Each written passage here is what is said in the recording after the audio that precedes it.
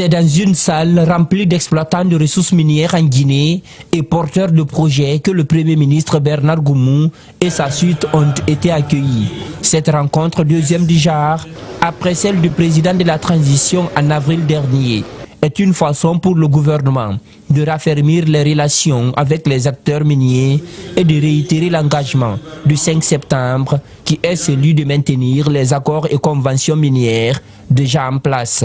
S'assurer que la Guinée devienne l'un des pays où le climat des affaires est le plus attractif derrière le Canada et l'Australie.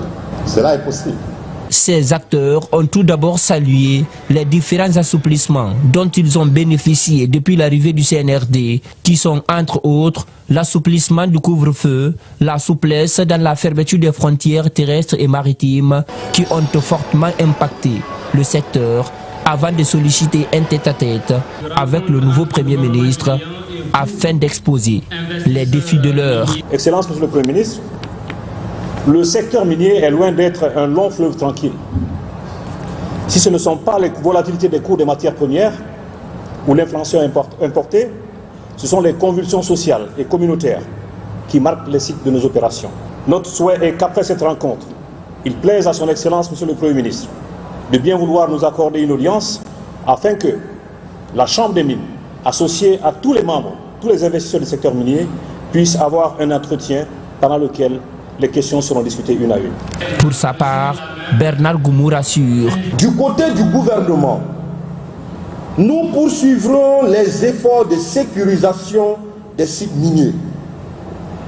C'est pourquoi nous allons travailler très vite sur une stratégie pour structurer l'exploitation artisanale de l'or et du diamant afin de favoriser une cohabitation harmonieuse entre l'exploitation industrielle et artisanale. À cette occasion, des doléances ont été faites à ces exploitants, comme le respect du contenu local, gage d'une licence sociale et la protection des zones agricoles pour que le tandem mine-agriculture soit une réalité. Dotées d'une capacité de levage de 150 tonnes, ces nouvelles grues peuvent travailler en tandem pour soulever 300 tonnes. Elles permettront d'augmenter la cadence du débarquement et de soulever des gros tonnages pour mieux diminuer les surestaries et le coût de passage portuaire. On en avait 4, aujourd'hui on a 6 grues. Les 2 dernières qu'on vient de recevoir, ils ont une particularité. Chaque grue a la capacité de porter 150 tonnes. L'arrivée de ces grues donne une opportunité d'emploi à des ouvriers guinéens selon le directeur.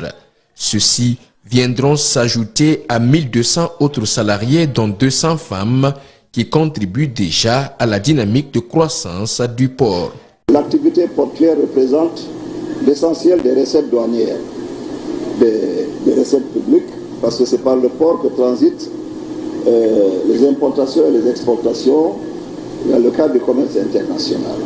Et voilà que le port est devenu un second destinataire qui est la République du Mali. Parce qu'il ne n'est pas sans savoir que nous avons signé des accords de coopération avec la République du Mali. Les importations des marchandises maliennes connaissent une augmentation significative.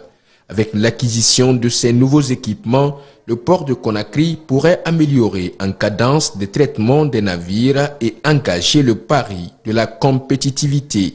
Le port autonome de Conakry poursuit une dynamique de croissance satisfaisante pour les armateurs, les manutentionnaires, les consignateurs et tous les acteurs de la communauté portuaire tout confondus. Avant, pour décharger un navire de 40 000 tonnes, il fallait 45 jours. Désormais, cela ne prendra que 13 jours.